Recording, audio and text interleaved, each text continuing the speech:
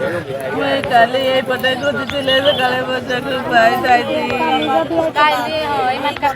ଭାବିଲି ଆଡ଼େ ମଠୁଆ ଯାଇଛେ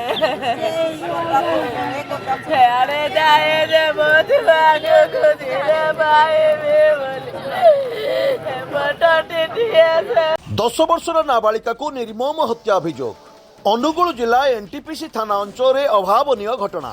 ଗତକାଲି ସକାଳ 7ଟା ଠାରୁ 10 ବର୍ଷର ନାବାଳିକା ନିଖୋଜ ହେବା ପରେ ପରିବାର ପକ୍ଷରୁ ଥାନାରେ ଅଭିଯୋଗ ହୋଇଥିବା ବେଳେ ଆଜି ଗାଁ ପାଖରେ ଥିବା ଘାସ ନଟିରୁ ନାବାଳିକାଙ୍କର ମୃତଦେହ ଉଦ୍ଧାର। ହତ୍ୟାକାଣ୍ଡ ହୋଇଥିବା ନେଇ ପାରିପାର୍ଶ୍ୱିକ ସ୍ଥିତି ଏବଂ ପୁଲିସ ତଦନ୍ତରୁ ଏହା ହତ୍ୟା ବୋଲି ସୂଚନା ରହିଛି। ଘଟଣାସ୍ଥଳରେ ଏନଟିପିସି ପୁଲିସ ପହଞ୍ଚିଥିଲା ବେଳେ 3 ଜଣଙ୍କୁ ବର୍ତ୍ତମାନ ଥାନାରେ ଅଟକ ରଖିଥିବା ନେଇ ଏନଟିପିସି ଆଇଆଇସି ସୂଚନା ଦେଇଛନ୍ତି।